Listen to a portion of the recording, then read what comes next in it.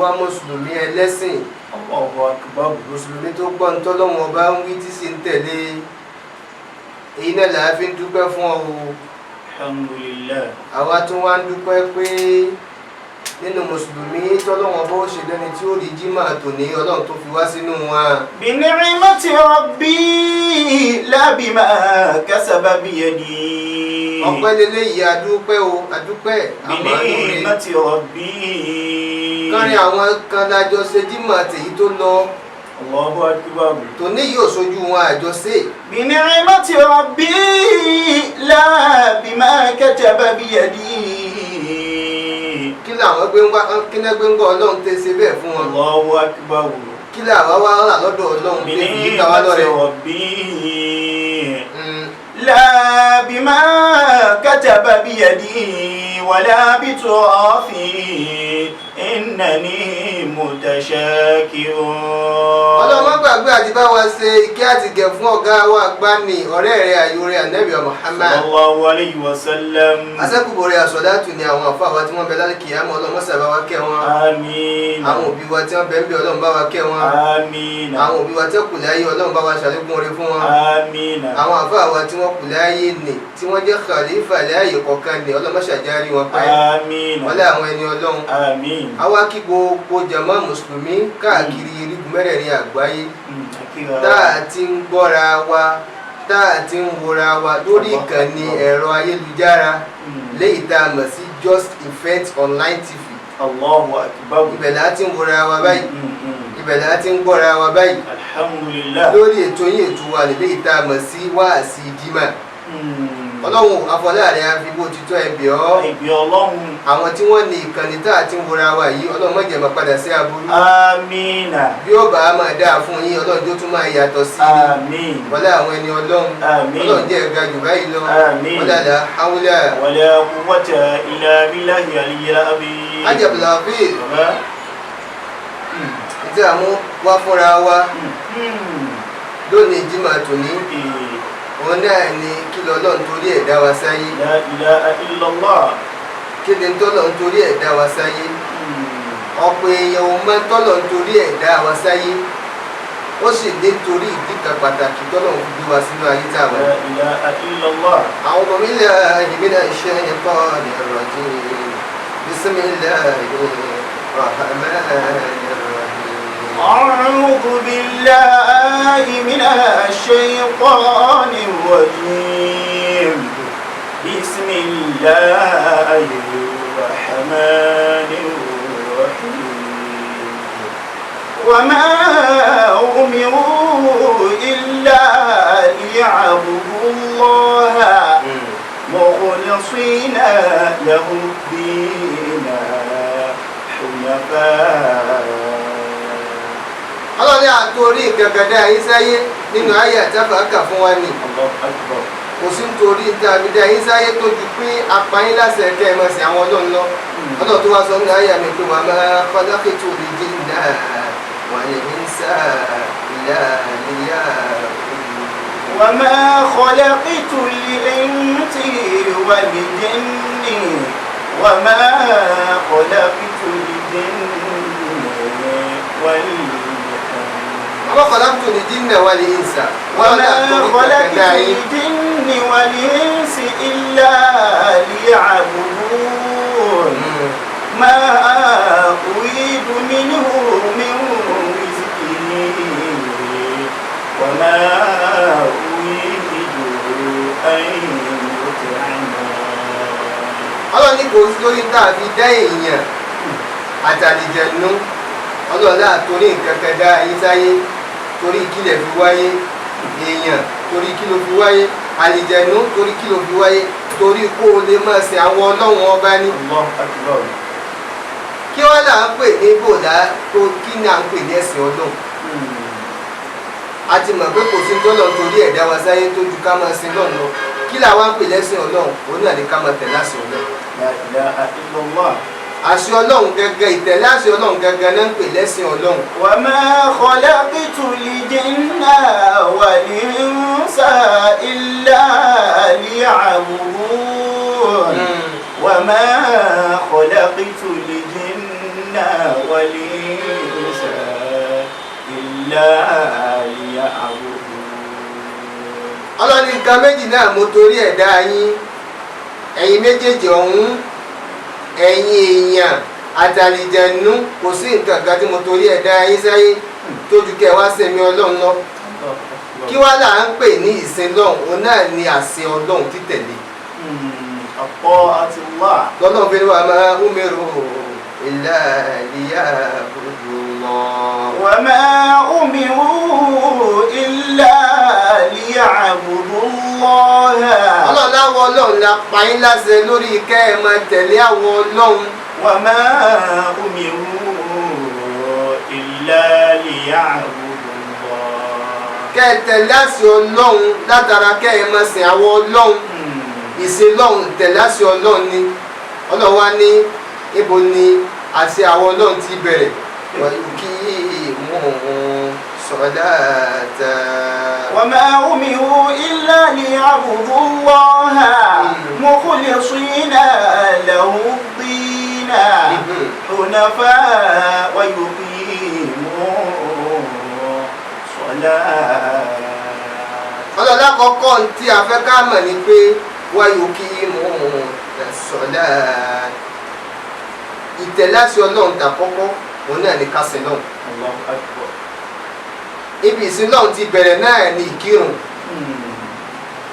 gbogbo ẹni tí ìbá ń bẹ láyé tá a wà yìí tí ò bá ti jẹ́ olùsìn lọ́hùn lérí kó máa kírun kìí ṣe mùsùlùmí. ويقيموا الصلاة ويؤتوا الزكاة وذلك دين القيم.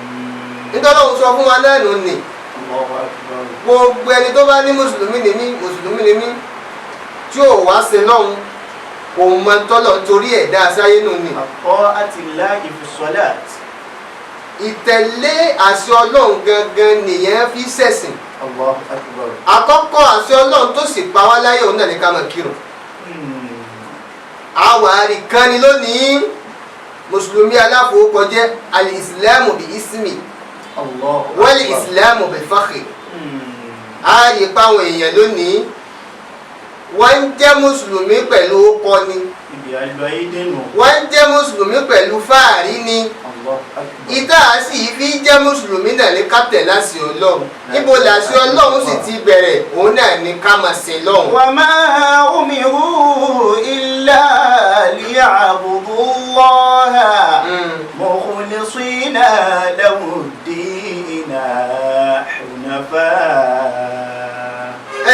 wa yuqimu s-salata wa yutu zakata wa zalika dinul qayyim. ibi àṣẹ ọlọ́run ti bẹ̀rẹ̀ náà nù ní àkọ́kọ́ àṣẹ ọlọ́run náà ní ká máa sin lọ́hùn níbo ni sin lọ́hùn ti bẹ̀rẹ̀ ó náà ní irun.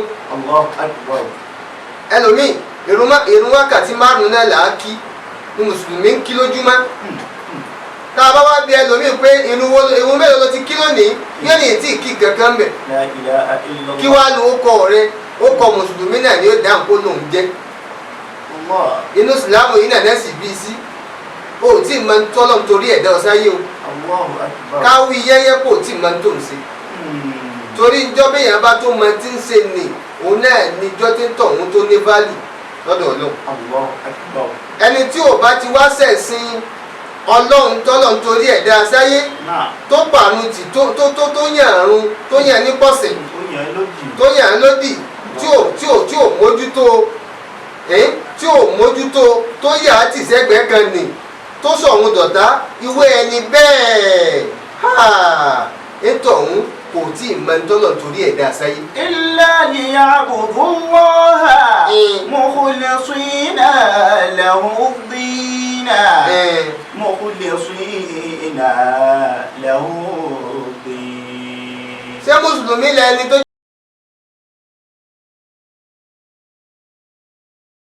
ṣé mùsùlùmí nìyí ò ní mùsùlùmí tí ò lè ké fatia ṣé mùsùlùmí nìyí ò ní mùsùlùmí tí ò mọ bọ́lá dojúkọ ṣé mùsùlùmí nìyí ò ní mùsùlùmí mi ò mọ àlùwàlá ṣe ṣé mùsùlùmí lò náà. La ilaha illallah. ẹni tó bá sì lóun jẹ́ mùsùlùmí láyé tí ò bá ti tẹ̀ láṣẹ ọlọ́run kìí ṣe mùsùlùmí. àṣẹ ọlọ́run náà ní ká kírun bàbá wa kírun ni a gbọ́dọ̀ jẹ́ ìrun tá kí ni ká mọ tí ń bẹ lábẹ́ rẹ̀ ká tó bẹ̀rẹ̀ sí kí. ويقيموا الصلاة ويؤتوا الزكاة وذلك دين القيم.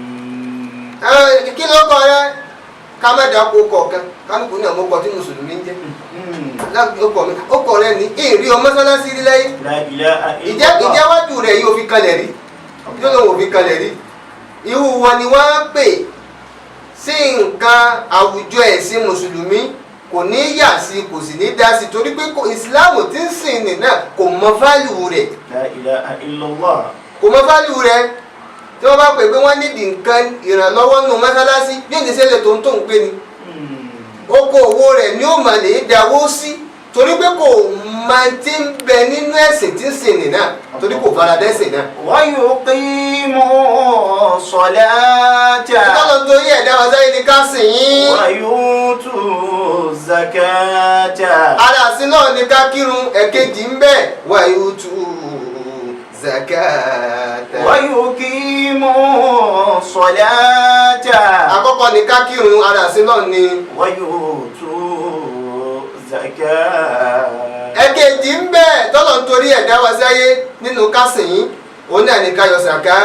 الله أكبر. ẹ̀rí sàká yíyọ yìí ọlọ́run ní ẹ yọ fúnra yín ni ẹ yọ tudahiruhum wa tuzaki biha.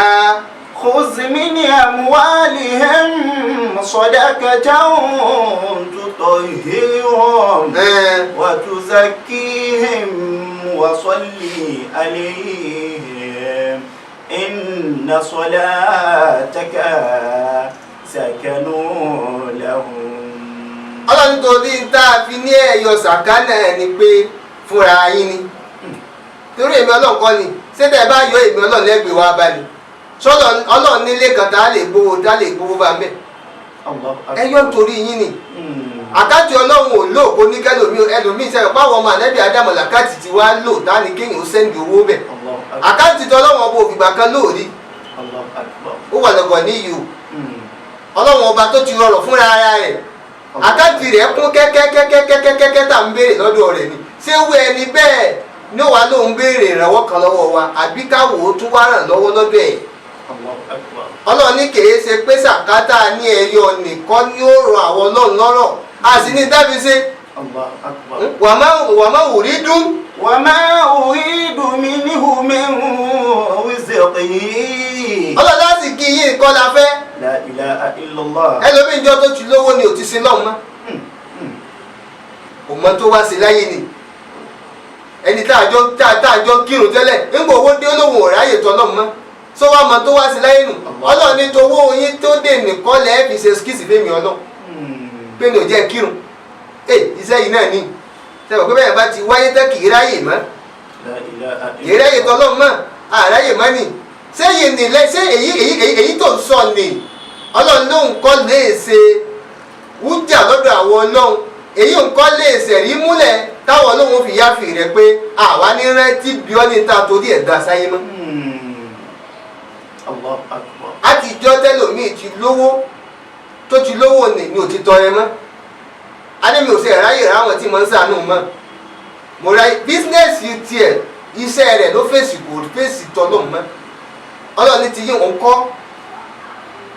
kọ́ o wà má wùrí dún. وما أريد منهم من رزق kò sí tí mo fẹ́ bá sì kí yín tẹ́ ní ìníṣe kò jọ mí lójú. وما أريد منهم من رزق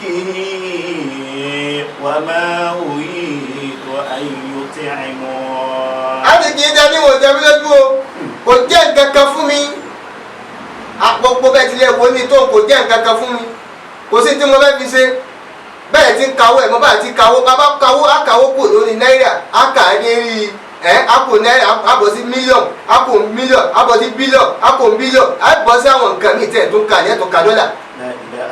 ọlọ́ni gbogbo bó ti pọ̀ tó ohun ìjọ mi lójú kò sí tí mo fẹ́ náà ìsìn ní béèrè fún kankan ẹ fi ṣera yín láàánú kẹlẹ̀ ráàánú èmi ọlọ́run Allahu akbar. níjọ lè yẹ wá di owó tó ní ilé ìgbé bọ́lọ́run èèyàn náà ló ṣe lóore ló fi ráàánú ọlọ́run tó o bá ti ṣèyàn lóore ó ti dọ́dọ̀ ọlọ́run nù Allahu akbar. Allahu akbar. tọ́lọ̀ nítorí ẹ̀ dá wa sáyé nù àwọn tọ́lọ̀ nítorí ẹ̀ tẹ̀ dá wa sáyé nù àwa ni ká múra ká lè mọ tọ́lọ̀ nítorí ẹ̀ dá wa sáyé ní tọ́lọ̀ nítorí ẹ̀ dá wa sáyé ni ó bí wá kìí ṣe yìí táwa ń ṣe yìí ni ó bí wá Allahu akbar. àìsàánú tàánú wọ́n lù ú ẹ̀ wo báànú ṣe wọ́n lù ú ni ẹ̀rí tálákà ti wá pọ̀ ju olówó lọ ni nígbà táwọn olówó ṣàánú tálákà mọ́ àánú ti wọ́n lù ṣé báànú ti wọ́n lù ní sẹ́ni tọ́lọ̀ nítorí ẹ̀ dá wa sáyé nù Allahu akbar. Allahu akbar. àtòkè àánú wọn àti ìsàlẹ̀ tá a jọ wà láàrin ara wa yìí náà àánú wọn La ilaha illallah. ìyàrá kálukú wa àánú wọn bẹ̀ ẹni tọ́lọ̀ rọ̀ lọ́rọ̀ kò fẹ́ rọ ẹlòmíì mọ́ arọ gbogbo àyè olórí wa abẹ̀yìn ẹ dákun ẹ jẹ́ káàánú owó pọ̀ láàrin yín kẹ́ ẹ máa ṣàánú wa. Wa yu'tu zakah. ìjọ rẹ ti yọ sàká gbẹ̀yìn. Wa zalika dinul qayyim. bẹ́ẹ̀ bẹ́ẹ̀ bá yọ sàká ni àwa tálákà ò ní pọ̀ tó báyìí mọ́. Allahu akbar. torí kọ́ni ọlọ́run fi gbé sàká lẹ̀ torí àǹfààní àwa ara wa náà ni. àyọ sàká fún tálákà mọ́ àátún gbatara tálákà ni ẹ mọ iye owó orí tí tálákà ń san lórí níta ńlá. wọ́n tún náà fẹ́ fowó kún owó epo kò sí bá ti fẹ́ fi kún tí tálákà ò ní rí ìnira lórí ẹ̀. Allahu akbar. Àwa náà ni ó nílẹ̀. àwa náà ni ó nílẹ̀ ju àwa là ń jẹ́ yẹn. Àwọn èyí fowó repo àwọn tọ̀hún. bẹ́ẹ̀ bá fowó kún ni ìtọ́lọ̀ nítorí ẹ̀dá wa sáyé ẹ̀yin ò pírátìsì ẹ̀ mọ́nù ni ẹ̀ ló àánú lọ́lọ́ nítorí ẹ̀dá wa. Wa ma uridu minhum min rizqin. ẹni tí bá ń sàánú sí náà ni. Wa ma uridu an yut'imun. ẹgbẹ́ náà wo gbóúnjẹ tẹ́ kó ní ẹlòmíì kó jẹ́ lé ìjù ni. Anna Allaha huwa razzaqu dhul quwwatil matin. oúnjẹ tẹ́lòmíì kó lé oúnjẹ náà bu wọ́n sì ń lè dànù. Wọ́n wù dànù. níbi tẹ́lòmíì ò ti rí oúnjẹ jẹ bẹ́ẹ̀ bá bí ẹlòmíì báyìí lónìí wàláhì kò jẹ tàárọ̀ kò jẹ tọ̀sán ń tún wá ta lẹ́nu èyí tó ń lè rú dànù ní nǹkan sí kò ní sàǹfààní. Allahu akbar.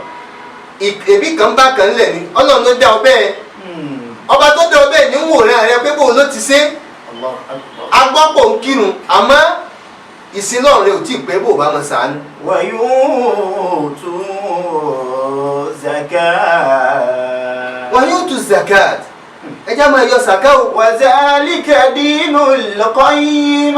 eléyìí tá à ń sọ yìí gẹ́gẹ́ ọlọ́pẹ̀ ní ẹ̀sìn nú o. Dinul qayyim. àánú ọlọ́run ká máa sàánú ara wa ní ẹ̀sìn nú o. Allahu akbar. ká máa kírun ní ẹ̀sìn nú o. ẹ̀sìn nú o. ìtọ́lọ̀ ní àwa ṣe láyé nú o. bá a bá mọ̀ ká lè mọ̀ nísìnyí lámàdájú. ká mọ̀ ká sì gbà Allahu akbar. kí ó sì ó lè kálẹ̀ kúrò ládùúgbò wa kó sì ó lè kálẹ̀ láwùjọ wa kó sì ó lè kálẹ̀ kúrò nílẹ̀ wa kó sì ó lè kúrò nílẹ̀ lórílẹ̀‐èdè wa Allahu akbar. kó sì ó lè kúrò nílẹ̀ òǹkó mílíọ̀nù òǹkó bílíọ̀nù ẹlòmíì ò ní 1000 lákàntì Allah. ajábọ̀lá fíìs Qakumullah. tẹ́lòmíì ò ní lákàntì ní àfikà bẹ́ẹ̀ lọ́hùn kọ́lọ̀ ń jẹ́ tún mọ tá a torí ẹ̀ wáyé tó torí ẹ̀ dá wa ká tó lè mọ̀ kún bá a ti mọ̀ ẹ́ tẹ́lẹ̀ ká sì tẹ̀lé òun la lè fi rírí ọlọ́run jẹ òun la lè fi kófà ọlọ́run tọ́lọ̀ torí ẹ̀ dá wa nù ní ẹ̀rí ibi á ti dúró lónìí nì afọlọ́run ọlọ́run bọ́lọ̀ ti tó ní abẹ́ Ẹgbẹ́ ní sátì ẹ̀. gbogbo àwọn ẹrú ọlọ́run tọ́lọ̀ torí ẹ̀ dá wa òun náà lè ń tà sọ fúnra wa yìí ọlọ́mọsáájá lè tẹ̀lé Amina. ọlọ́njá lè mú un lò Amina. ọlọ́njá lè máa ṣe Amina. ọlọ́njá lè máa ṣe Àmín. ìrún dọwọ́ wa torí tọ́lọ̀ torí ẹ̀dá wa yé tó dáa sáyé nù àkìlísí bidinillahi tọ́lọ̀ torí ẹ̀dá wa sáyé nù tọ́lọ̀ torí ẹ̀dá wa sáyé nù kásìn lọ́hùn. Akhlisi lidinillahi sadran wa niyyatan. tọ́lọ̀ torí ẹ̀dá wa nù o. Wa innal ladhi tukhfihi yawman sayazharu. tọ́lọ̀ torí ẹ̀dá wa nù kásì máa sìn kásìn lọ́hùn. lillahi wákàtí márùn-ún wa ká má jò ó já. sadran wa niyyatan ó ní jímọ̀ ẹlòmíì ò lọ jímọ̀ ibi iṣẹ́ ló wà kò kú ọ bẹ́ẹ̀. ká múra ká sẹ̀sọ́ ìsẹ̀sọ́jọ́ jímọ̀ ká mú ìjọ́ tẹ́lòmíì ò bá lòdì yóò lọ lè mú aṣọ ọ̀dẹ̀ tó tuntun jù. ọ̀pọ̀ ọjọ́ tá a sì ń lò nínú ọ̀sẹ̀ ọjọ́ jímọ̀ ni ọjọ́ mùsùlùmí tó rẹwà jù ọjọ́ jímọ̀ ni tá a sẹ̀ sọ tí wọ́n múra pé bọ́ọ̀lù ń lọ mo fẹ́ lè kírun ni ló wá fún dédé tó kàn dúdú báyìí ó tó kéèyàn ó ṣe bẹ́ẹ̀ ká bíyàn ó tó bẹ́ẹ̀ ká lè múra o wákàtí márùn-ún wa ká má jò ó já létí ká má jò ó yingẹ ká má jò ó dín ntọ́lọ̀ nítorí ẹ̀dá wa nu ẹ̀kejì ń bẹ̀ àánú ọlọ́run ká má ṣàánú ara wa ntọ́lọ̀ nítorí ẹ̀dá wa nu o ẹ má jẹ́ ká àánú wọn dùn mọ́ ẹ jẹ́ ká àánú pọ̀ ẹ jẹ́ ká àánú pọ̀ o ẹ jẹ́ ká àánú pọ̀ pẹ̀lú ògbó ọlọ́njọ́ mẹ́jọ a máa tẹ̀síwájú pẹ̀lú ẹ́písòdì yìí tá à ń bá lọ yìí náà ni ọlọ́mọ́sà ṣíjú àánú ẹ̀ wá iléeṣẹ́ ẹ̀rọ alukára bí ajere yìí ẹ̀rọ afẹ́fẹ́ yìí tá a ti ń wọra wa yìí tá a mọ̀ sí Just Event Online TV àwọn náà gba tẹ̀sìn láàyè tí wọ́n ní ká máa ṣe wáàsí ọjọ́ Jímọ̀ fún gbogbo àwọn ọmọ ìyá wa mùsùlùmí káàkiri gbogbo àgbáyé Ọlọ́run dákun sábà wa san wọ́n lẹ́san dáadáa Ọlọ́run má jẹ́ kí iléeṣẹ́ yìí ó jóná wọ́n rà fún ẹni ọmọ kan àlìyà àwọn aláṣẹ apàṣẹ ibẹ̀ Ọlọ́run bá wa ràn yín lọ́wọ́ Ọlọ́run má dààmú yín láéláé wala hawla wala quwwata illa billahi aliyyil azim. Fún gbogbo ẹ̀yin olólùfẹ́ tí abáwọn ṣáàzù apàdé lónìí lẹ́yìn inú Just Event Online TV àdúgbò fún wa púpọ̀.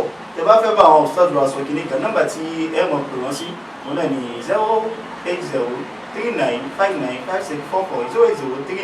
080395644 ó kọ́ tèmi ní Ustaz Abdulhafiz Ahmed Dambani Al-Adabi pẹ̀lú àwọn Ustaz wa ńlágbé pé wassalamu alaikum wa rahmatullahi ta'ala wa barakatuh.